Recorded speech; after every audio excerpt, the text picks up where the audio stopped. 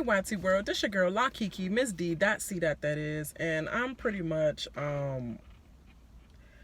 over this day right now. Yeah, I've been trying to get this video out about Black Ink Crew Compton for a while now, and that's been aired like Tuesday, and I've been just so busy, like, what the fuck, like, can I get through this, like, can I try to get this video done? So we're here now, and it's supposed to be done early in the morning. Like, I watched the show and all that, watched that one, and watched Black Ink Crew New York. Took all the notes for both of them, but I'm here at, what time is it? I think it's about 7 o'clock. Finally about to make a fucking video. So bear with me with this, and let me get through all this freaking notes. Like, it was so much introduction in this damn video that that's pretty much what you're gonna hear. But before you hear all that information, make sure you like and subscribe to your girl right here, right here, down there, but your girl right here, down there. And make sure you pretty much hit that notification bell so you'll get all my updates, because I will be doing multiple shows now. Hopefully on time, but if not on time, definitely, like, I'll try to get in as quickly as possible. Whenever I have time, I'll just be like, you know what, let me just do this quick video. You know, sometimes it might be without the notes, because I ain't always got time for that shit. Like, I watched the show, let me give you a let's talk video. Let's talk about this episode type of video, you know? Sometimes I do that. But right now, we're gonna have the full notes, because it's a new show. And so I gotta give y'all the full breakdown of people names and all that shit. But in probably a couple episodes to a new season, I'm just gonna be like, let's talk about it, you know, till I figure out these fucking names, pretty much. So diving right into it, they start off pretty much with a scary ass hood footage about all the news clippings, and they just muster up whatever LA news clippings they can muster up to freak everybody out and scare us away from ever wanting to visit LA. Like, it's only 15 minutes from downtown, where all the Hollywood lights are, but it's a whole different dog over here. Like, it's a whole different monster, a whole different world from Hollywood lights. Hollywood lights, I'm hearing, is not the same as well. Like, it's like a dirty downtown, kind of like New York. No offense, New Yorkers, but come on, I've been in New York plenty of summers with Guardian Angels, and it was like, I still feel filthy even downtown in the bright lights where all the celebrities actually mingle around, you know. So I was just like, at least DC, you know, downtown Senate buildings, Capitol buildings, everything else, that's definitely going to look clean. It's going to be clean. It ain't going to feel filthy or nothing. When you go up, it's still going to be clean for the most part, because definitely got homesick real fast. And when I was in New York, like, I just took a shower, left the building.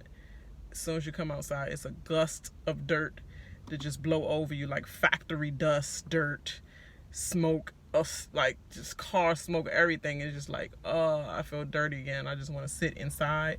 That's what it gave me the feeling. Like, I never am homesick, but that's what I felt when I went to New York. But it is a separation from DC hood, like hoodish areas. But even the hoodish areas now, and it's like the gentrification, yes, that's going on right now, and definitely in the HU area, as Miss Regina King actually told and showed everyone. That's pretty much what's going on in the areas that used to be all hood like, but you still see a difference of like downtown versus uptown, pretty much, or southeast areas and all that. That's just a little trip in a DMV area. DC, not DMV, because I don't even include Maryland and Virginia for real. They just always wanted to be a part of. But that's a whole nother subject. I ain't gonna even deal with it. I just wasted 4 minutes talking about nothing like shit. Pretty much, after they showed that footage, they pretty much go to the owner. KP is his name. He go by IAMCOMPTON, and that's his actual hashtag, IAMCOMPTON. And his motto that he go by is ink, art, and music.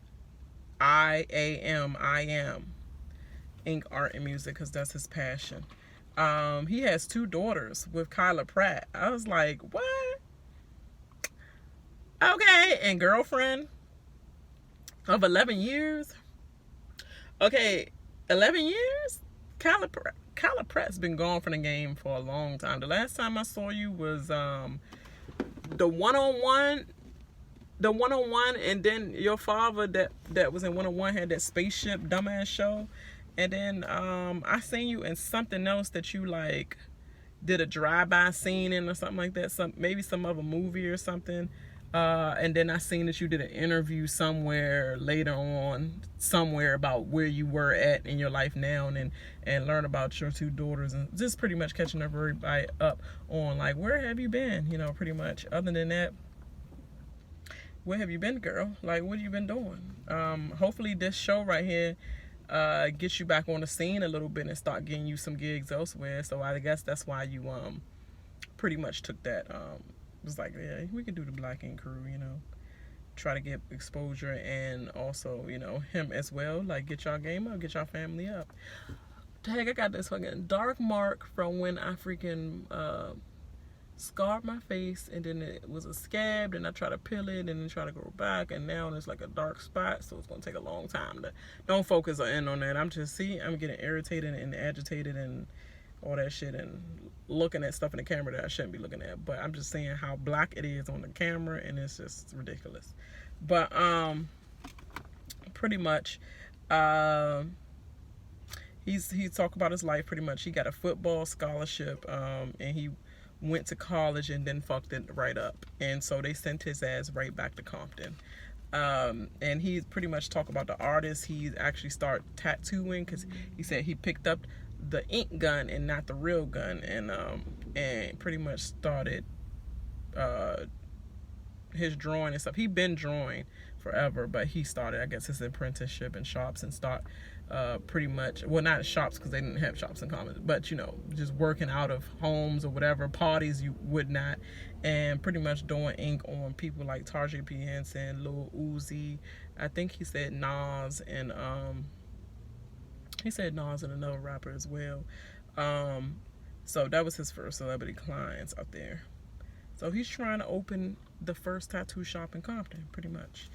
Then they go to a scene where KP has a community cookout to announce the opening of his new shop. And this is where we get introduced to all his artists and his management and his Compton family, you know, family artists and friends and stuff, which are artists and his friends. See, the mistake they making again is having friends as your artist. Like, I don't know, you might want to learn from Chicago and Black Ink, New York, starting a business from the ground up with a whole bunch of people that's already knowing you're gonna have it back no matter what, if they fuck up or whatever. And how you going to be a boss? And we're going to go and revisit this issue later on in this right here, in these notes I'm talking about. So pretty much he introduced that everybody for the community pretty much was like, yeah, that's a good thing, we need you out here and all that, you know, that's a good thing for our community and all that. So we were introduced first to Lemire. He's one of his to me seemed like he was the best tattoo artist. He tattooed the likes of Megan Good, DeAndre Hopkins, and he said other people, but I'm gonna stop it at 2 and put etc. like shit. And he thinks he's the best in the game. He came off very cocky to me, and he said he wants to get he was joking around saying he'll get a tattoo, say King of Compton and all that on his stomach. Let me stamp it now. And then, you know, that's going to be a little head button. So to me, he come off a little cocky, like how Van come off with what's his face, Pretty Ricky, and Black Ink Chicago. He come off a little cocky like that. The second artist we get introduced is Voodoo Doll. I like the way she spelled her name, Voodoo Doll. Like, she just made it interesting. She does erotic art. She's KP's apprentice. My dude was looking at the show because I replayed it over for him while he was going to pick up his son, and he was like, that tattoo was weak as shit, for real, for real. The tattoos that she had, I was like, it's erotic art. Like, he was looking for something wet, nasty, dragon, you know, wolf, something like that, right? And then she just did little what do you call it, like Haruku type of art, and like the henna type of nude type henna art stuff, and I guess he's not into that shit. So he was like, it was kind of weak as shit. I was like, well, she's an apprentice, so obviously she's not a full-fledged artist, so she's gonna have to learn. And she was pretty much talking about she grew up very, very sheltered, and her dad, and I believe later on in the Supercut date, she was talking about it more, and she was saying that was my stepdad. He was a leader of a cult, so she was pretty much hindered from going any place. They couldn't even read literature or anything like that. No TV, no nothing. So as soon as she got out of that shit, she got out of that shit.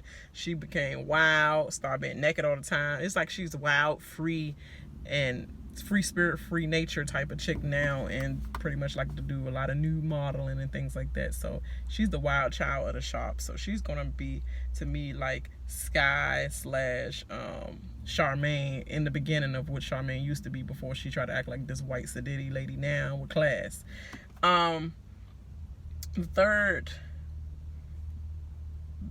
artist is CT, aka Ink Dripping. Like, I don't know if I can call him ink dripping through the whole fucking season. I don't know if I'll be saying that shit. I'll be like, CT, y'all know he ink dripping. Like, where the ink dripping at with no ink dripping on you? I don't understand that shit neither. But whatever. He's a rookie tattoo artist. He's only been in the game for 2 years, so that's why I say rookie. And he ended up showing up with 3 girls. They're like, okay, pimping. You come in with 3 girls or whatever. And as he comes up, Lemaire's girlfriend end up blowing up his phone, talking about something. What you doing? You know, what time you coming home? I guess, you know. And they all like getting on him and stuff, like And then the Barbie chick end up coming by like, I got you. So this is how we introduced to her. Like, I'm gonna watch him. And she's the 4th person. She's going to be the receptionist as well. So she is the real Charmaine of it all. The Charmaine slash the Walt slash the everybody that been in that position that they gave a random new job to that wasn't a tattoo artist. You're going to be the receptionist or the apprentice or such and such, you know. But that's who she is. She's a longtime friend of KP. They go all the way back from college days. She says she keeps him in. I'm sorry, I meant to say they go all the way back to the college days, right?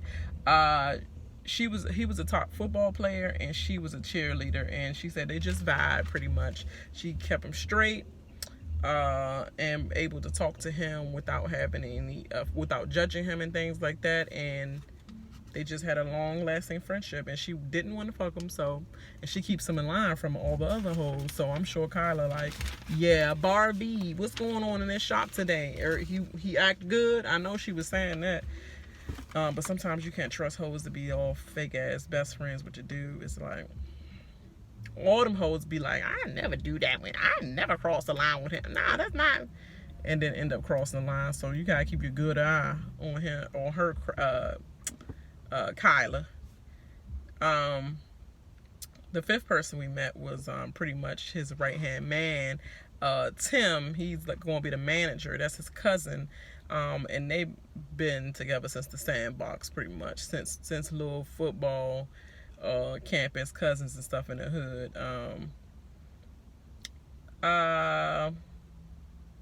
And Tim lets KP know that he looks up to him and that he's proud of him. Aww. Okay, Lemaire and his girlfriend pretty much is cut to the scene. After the cookout, we cut to Lemaire and his girlfriend Danielle, the one that was on the phone that was a stalking asshole. Let me not say stalking asshole. Stalking ass girlfriend. Have a childhood hustle. They pretty much hustle by making Philly watered shave ice cream on an ice cream type truck or whatever.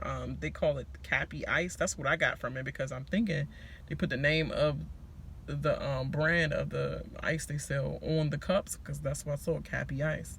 And then they had the likes of Angelina Jolie and Heidi Klum as their customers for the kids in the past. He said he brings art and dessert together. So he has not only a shop that's about to open up where he's an artist at and he do vicious tattoos. To me, he's like the first man chair that everybody should go to if KP is not there. He's like, go to Lemire. Like, that's who to me should be the first in command.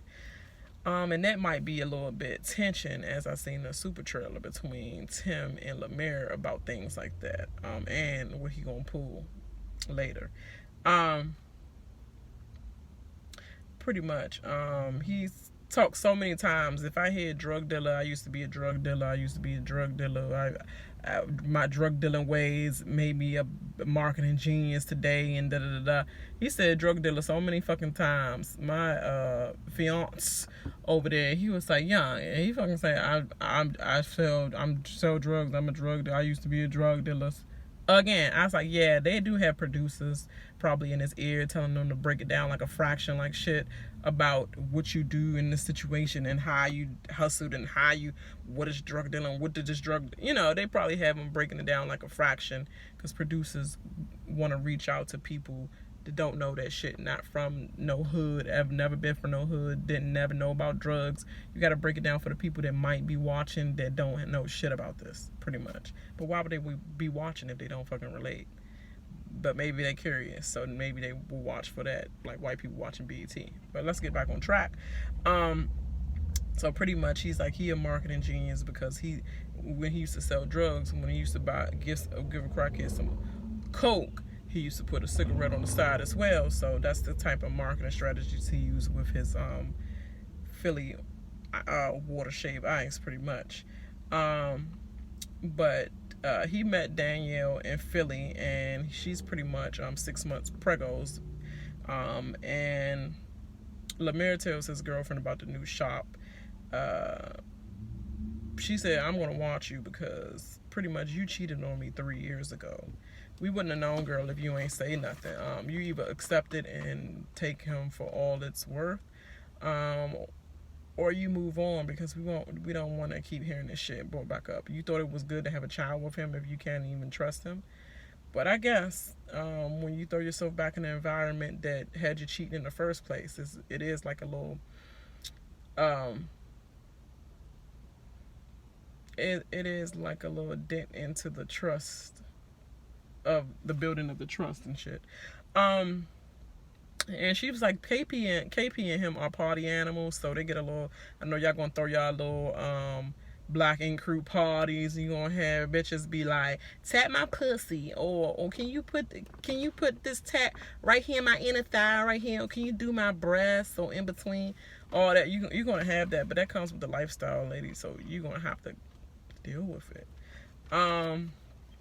And then we have KP and Kyla having a seafood boil at KP's I think in their home, but his family is coming over,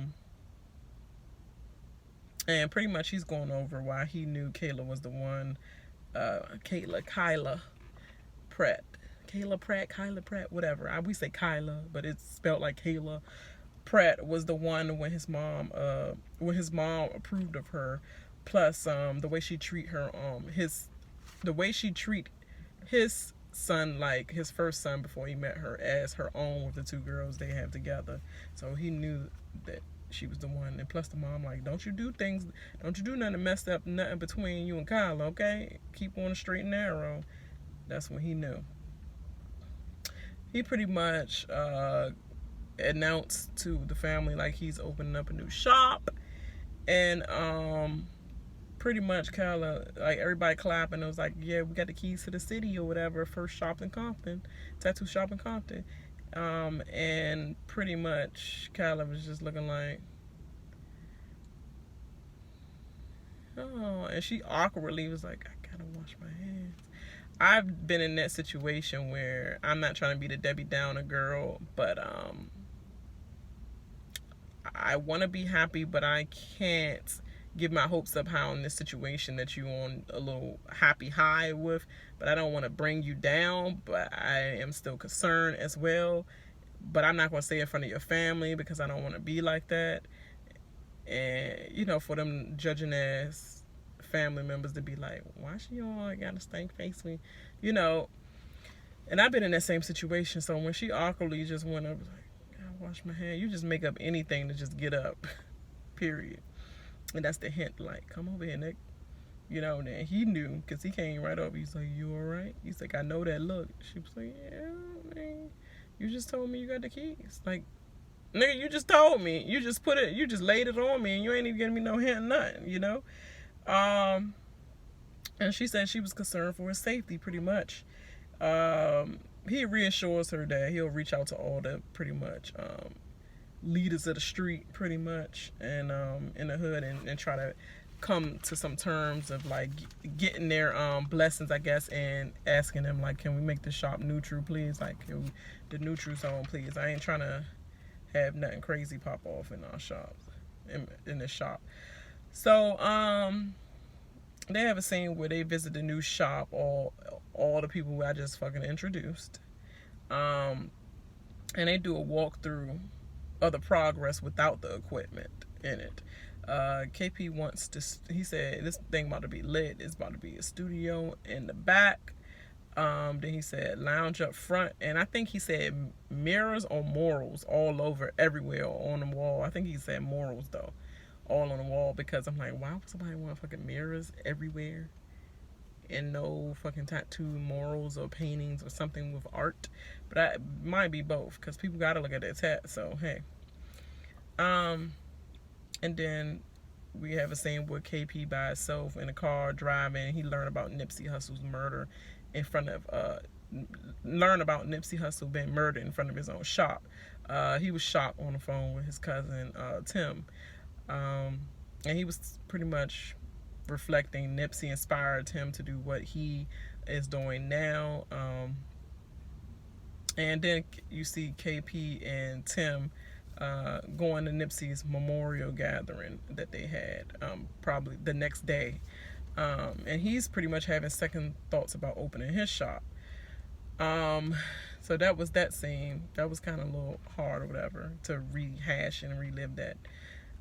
Just like Nipsey Hussle being on the show when they trying to get these rappers and talent and singers together, and they got one shot to give type show that they were showing. They had Nipsey Hussle being like the motivator. I was like, this is too soon to be having Nipsey Hussle in there, and we got to re-look at him alive. That's how I just felt about that. So Lemire meets up with his homegirl Nessie. He said Ness, but we see Nessie. She's pretty much a tattoo artist slash painter from Philly. He said he was from the Trap and she was from the green grass county. Like, she was from Bristol, so she was where the green grass grow. I was where the rocks and walls and all that. They was from two different walks of life. He invites her to work in the shop, and she agreed because she's like, I'm out here struggling in these LA streets still, so I don't have no like constant income coming in home. So yes, so I'll take you up on that. And then we have KP and Tim visiting their friend Major. He comes to him about his concerns in opening the shop, and he's known Major forever as well. Growing up, he's been through all types of stuff with him, so it's like to me like a father figure to him. Just like, let me get his opinion on if I should open his shop after all that Nipsey Hussle stuff. So he tells him he should do it. I mean, aren't you Compton? You're Compton, right? You better open this shop in Compton, in your neighborhood. This is where you from. Matter of fact, put Compton on me. I want Compton stamped on me, because I'm gonna take Compton everywhere I go. Bitch, you just want a free tattoo. That's what you want. You got your equipment with you in the back. You want a fucking tattoo for free. We see where that was going. So he just pretty much said, okay, that's the right thing to do. So they know they gotta set up that meeting. Then we have Barbie, Voodoo Doll, Ink Drippin, KP, and Tim. They all meet up to discuss a powwow sit down with the gangs before opening a shop about staying neutral, pretty much, and safe, making the shop the safe spot. Did I just hear some cop behind me? Oh, that's the fire truck. I mean, the ambulance. I don't know why they doing that in a retail place. Like, what lives you saving right here? Guess somebody passed out in the Dollar Tree? Anyway, Lemaire brings his new artist, Nessie, and pretty much Barbie shade her, saying, that's not Danielle. Like, who is this broad you bringing? That's not Danielle. And then Barbie, I put, it's acting overprotective already, because he pretty much tells KP, oh, this is the new artist. And KP was like, what?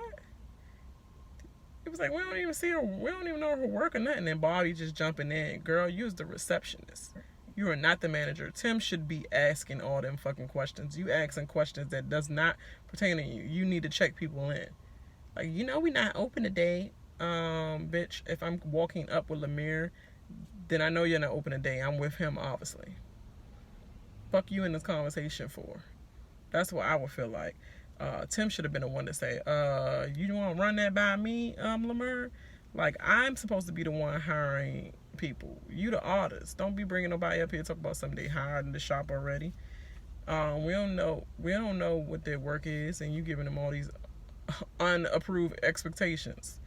And then he pretty much, KP tells her to do a tattoo on Lemire for a tryout or whatever, and he was resistant at first because he's like, I don't want no tattoo, because you know how tattoo artists all say they don't like getting tattoos because that stuff hurt, but they got a million tattoos on their body. I don't understand it, but I am kind of one of those people too, and I always get a tattoo, but I hate needles.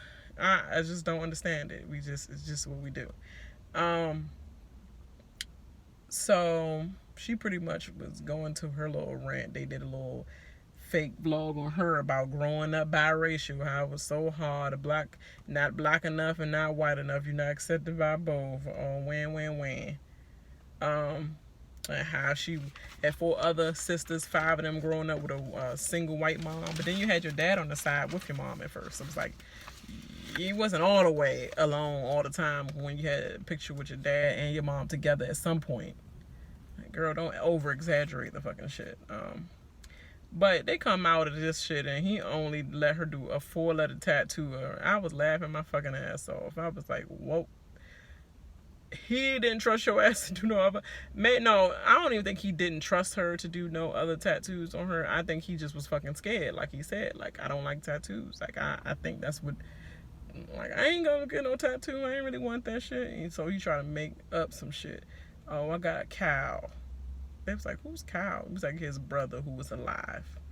Talk about something. I want to smell the roses while they're here. I'm not jinxing my fucking family members by putting no daggone rest in peace name tag on my arm. That's a fucking jinx. That's what I feel like. But anyway, I wouldn't put my son name or nothing on me, period. I do like a little memorial or something. Like, not a memorial, but like a little... I wouldn't even do a picture of their face. I'm not going to even lie. I won't even put a picture of their face on my body or anything. That's just tacky to me. But everybody have their things. Then we have this last scene pretty much. She got hired. Of course he was hiring her. She's on the main pilot of the show. So, of the picture. So, obviously. But KP and Tim pretty much go and meet up with the gang leader that they're supposed to meet up with, that they had a meeting with, because he finally called them back. So they pretty much was driving, and then they parked, and then they came to some shady little warehouse backboard, it seemed like, and I didn't even know the fucking gate open at all, but it was some tall dude standing outside of it, and he was like, who you here to see? He was like, yeah, we got a meeting with who? And then, they probably blurred that shit out. But he opened up the door, and I was like, I didn't even know. I thought that was just a fucking wall, but it was a door to something. And then they went in. It was like 30 deep in the inside, like it was like, to me, looked like a jailhouse recess yard, like slash car graveyard type of place to me, factory. And then they was all there, even in the cars and everything. And I was like, okay. And they was just like, Tim was like, yeah, this ain't right. Yeah, this don't feel right at all. Like, yeah, I think I'm about to just back out of this shit. We too outnumbered. If anything go wrong, we gotta keep our eyes open and be aware and go back to our street smarts, you know. So they pretty much kept messing with Tim, and to me it seemed like they was all like, why you got your hand in your pocket, blood? Hey, blood, why you got your hand in your pocket? Take that shit off. Take that hood off. Get your hands out your pocket, blood. They kept saying that to him. And then they was trying to pat him down from the back. And he was like, this shit ain't happening. Nobody fucking patting me down. So they was like, you know what? We just gonna holler at him another time. And so as they were leaving, the members of the gang, a few of them was like, we ain't done. And then they started running towards them as they were leaving out, and it looked to me like they try to attack Tim from the back because he had the blue hoodie on, remember? And it looked like KP was like, because I heard KP all the time was saying, nah, chill, nah, stop, all that. So to me, Tim was the most resistant, the one that didn't want to be pat down or nothing. So to me, they took it out on him, like, who you think you is coming up in here and you talk about something, you ain't getting pat down. Like, they just want to hit him just cause. And just cause they turn their back on him, like, yeah, no, we coming back another time. So pretty much that was that. They left off looking like Tim was getting into it with a couple of the Bloods or Crips or whatever. I'm not sure. I can't identify which one Blood, Crip, because I always mix up blue and red, and I don't want to on this channel to identify any other one and mess them up, because I ain't with that shit, and don't bring that shit over here in the DMV area. Y'all stay over there. But whoever is knows what I'm talking about.